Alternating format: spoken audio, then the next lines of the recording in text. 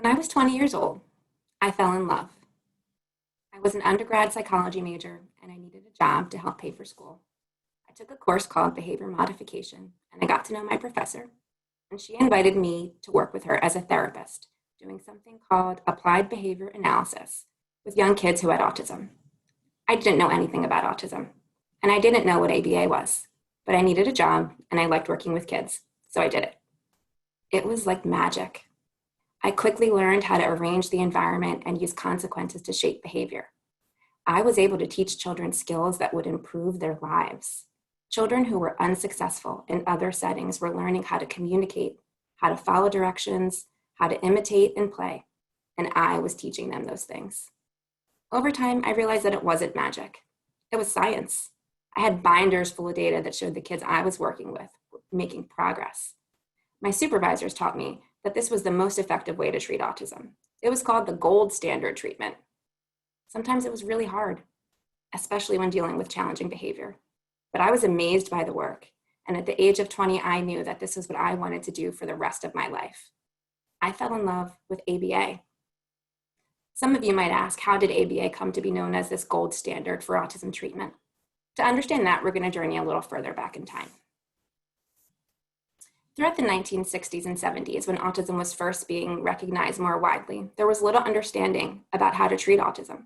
Autistic people were often institutionalized in places that looked much like this, with little hope for participation in mainstream society. But in the 1980s, that notion started to change with the introduction of behavior modification techniques, or applied behavior analysis. And in 1987, Ivar Lovaas published a study that changed the way people thought about treatment for autism. He showed that 47% of children who received intensive behavioral treatment for as many as 40 hours each week achieved normal intellectual and educational functioning, with average range IQs and successful performance in regular education classrooms. Most researchers today will rightfully point out the flaws in this study's research design. But at the time, this was groundbreaking research. Autistic children, who were once thought to be unteachable, made huge gains and were described as indistinguishable from their neurotypical peers. So what was this behavioral treatment? It involved arranging the environment to promote behavior change, using mass trials or repetitive practice of skills, breaking complex skills into small, discrete parts, shaping behavior with reinforcement, and ignoring or punishing unwanted behavior. It often looked like this. Using food paired with praise. Lisa tantrums when anyone attempts to teach her. Sit. Good girl.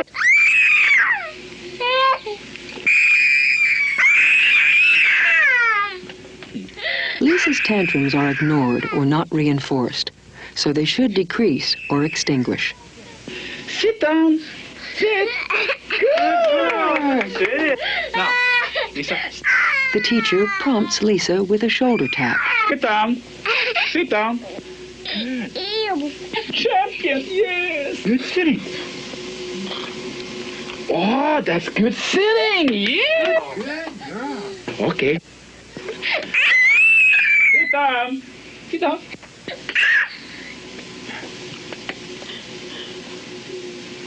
Good. Very good. Lisa now sits without a prompt and without tantruming. Okay. Sit down. Good, Lisa. Good. This is hard to watch. She's upset. And it's hard to watch when people are upset, especially children. But in that short clip, we also see that she is learning. She's learning how to follow directions. She's learning the building blocks for language and communication. And she's learning that tantrum behavior doesn't get you out of the things that you need to do. Although the techniques used in the early application of ABA may be hard to watch sometimes, they were effective in helping children learn critical skills. Many children who couldn't communicate, couldn't follow directions, couldn't get through the day without severe aggression or self-injurious behavior were now participating in their daily routines independently. They were talking and communicating with their parents, and they were going to school with other kids because of the progress they made in their ABA programs. This was a giant step forward from the common practice of institutionalization just 20 years earlier. It was an exciting time for the treatment of autism. Soon more studies emerged, showing similar results to those of Lovas's work, demonstrating great progress in a wide range of skills for children who had received ABA. ABA was heralded as the most effective treatment for autism, and there were widely shared stories of families triumphing over autism after enduring many hours per week of ABA, like the account shared in this best-selling book. So parents became fierce advocates for their child's treatment. They led the fight for access to ABA, and over time, legislative changes for special education and insurance mandates intended to increase access to ABA swept the country. ABA was called the gold standard, and now more children were able to access it. It was a victory for families, for children, and for behavior analysts.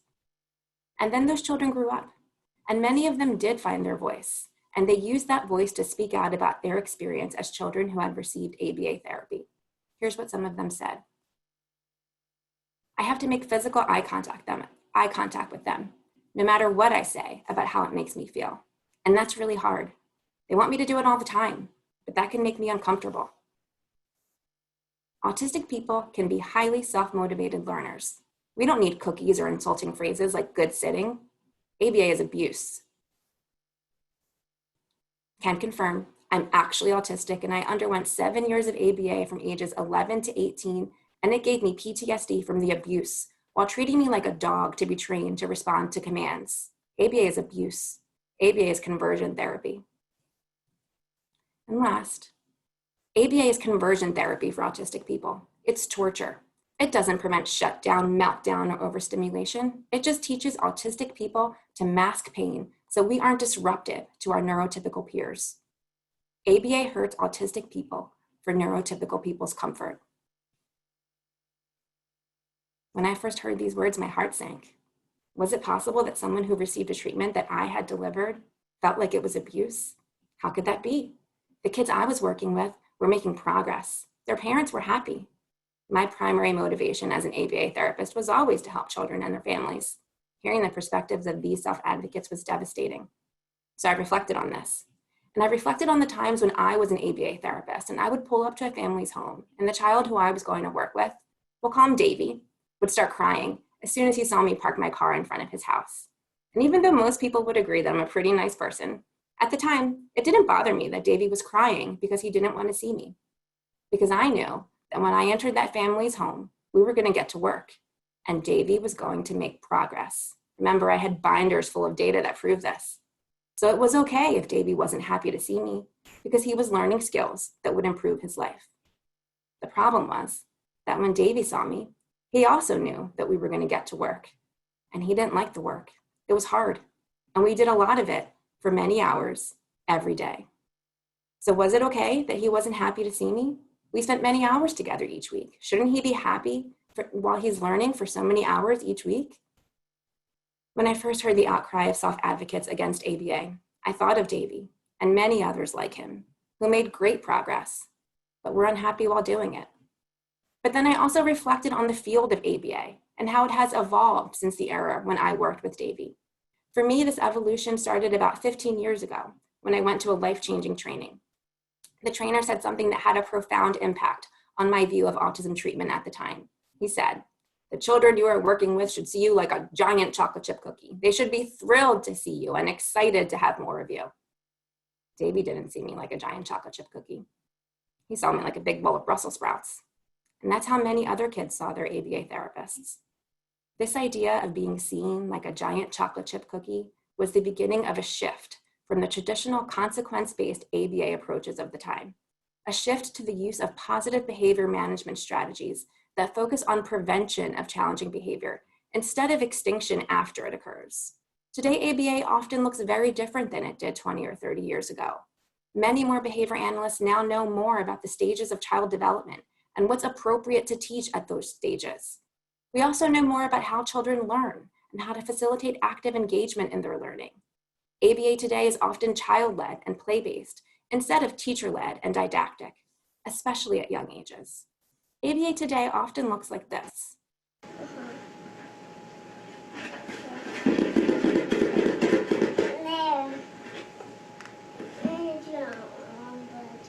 Who would bring the drum?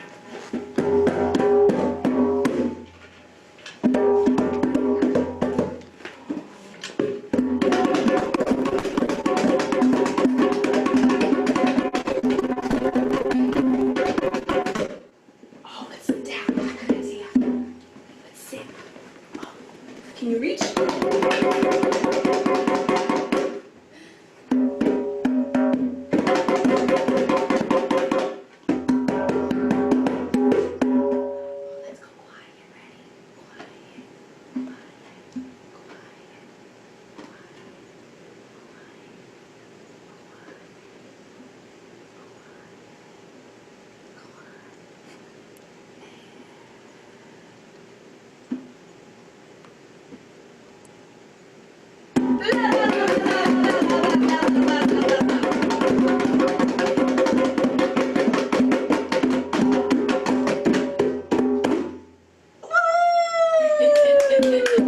in the first video clip we saw, here we see a child learning. We see a child learning to communicate with words and gestures. We see him learning to imitate another person's actions, and we see him actively engage with his instructor. But instead of working on just one skill at a time, he's working on all of these things at the same time, which we think will lead to more meaningful and generalizable gains. We also see the use of some of the same strategies we saw in the first clip, like setting up the environment for learning, shaping of behavior, prompting, and reinforcement. But instead of using negative reinforcement and shaping compliance, he's learning how to meaningfully engage with another person as the foundation upon which we will layer other skills. At the time of Lovas's seminal work, that approach to ABA was the best our science had to offer.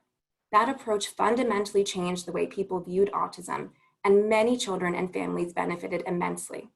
But we've learned a lot over the past 30 years. Like any good technology, ABA has evolved. The underlying principles that led to the development of the field of applied behavior analysis are still very much in use today, but it looks much different than it did 30 years ago, as it should. ABA is not passe, not yet anyway. ABA has evolved, and it should continue to evolve. I use this platform today as a call to my fellow behavior analysts, urging them to be humble, knowing that our practice will and should evolve over time, urging them to de-implement outdated technology and to stay current with the latest our science has to offer. We who implement ABA need to listen to the voices of both parents and self-advocates and figure out how to use this incredible science to meaningfully and respectfully improve each individual's quality of life. Thank you.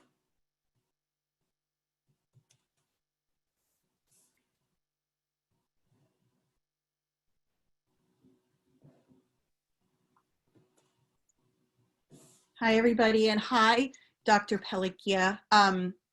We have gotten a lot of questions, and I wanted to first kind of allow you to give kind of more of a description about how ABA has evolved.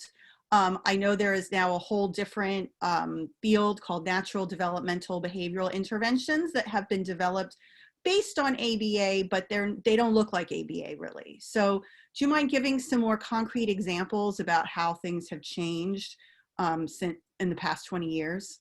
Sure. So I think I'm really glad that you bring up NDBI, Naturalistic Developmental Behavioral Interventions. I think when we look at where ABA is going and where hopefully it continues to go, it's that marriage of developmental science and the application of behavioral strategies to guide instruction. And so I think, over the past 20 years, we've seen that it's shifted from a didactic teacher-led approach to one that is more child-led and play-based, to one that focuses on prevention of challenging behavior instead of extinction and consequence-based approaches. I think we see parents being involved often and a lot more than we did. Meaning we see parent-mediated interventions instead of therapist-mediated interventions. That's what we hope to see more of. And I hope that that's the direction that the field continues to go in. We got a couple kind of suggestions, and probably a good question for you is, how do we change attitudes given that in fact, practices around ABA have evolved and changed just as you described, but yet it's still kind of, people are still kind of wrapped up in the way it was delivered and handled 20, 25 years ago. How do we change that? Do we rename it? How do we manage that? How do we convince people it's bettered itself? Yeah, I think that there's a lot of misunderstanding about what ABA is. I think that, when people see the first video, I think that people feel uneasy. And that's rightfully so. But I think what happens is that people associate the techniques that were used 30 years ago with what is usually being implemented today. And I think you'd be hard pressed to find, techniques that were used 30 years ago often being used today. And so I think, the question is, how do we help people understand that? I'm not really sure. I think that that's why I lean on the field of implementation science to help better implement What we know is best practice. I think that there's a lot of messaging that needs to happen. And honestly, I do think that behavior analysts themselves need to evolve more and need to be able to be current with what the science is showing us is best practice. One last question. You mentioned implementation. How has COVID or the pandemic and social distancing influenced the implementation and delivery of ABA? Yeah, and so I think we've seen a big switch to telehealth because, not being able to go into families' homes. I have some research where we are doing some interviewing with families who are going through this process. And we've asked them about their experiences before COVID and now. And families report being, much more involved in their child's therapy, that they are learning the strategies themselves, that they're learning how to implement them and work with their child, which I think is amazing and exactly what we need to see more of. And so I think the use of telehealth, the use of parents, the use of other caregivers, flexible schedules, being able to implement this kind of approach, on the evening as a therapist from your own home, I think has been really flexible for some families and allowing them to access care. But it's hard. Thank you. No, it's we're inserting COVID questions when it's hard. I get it. Thank you. Sure. We're going to take a short break until 12:25 when we're going to welcome Dr. Vanessa Hoosball.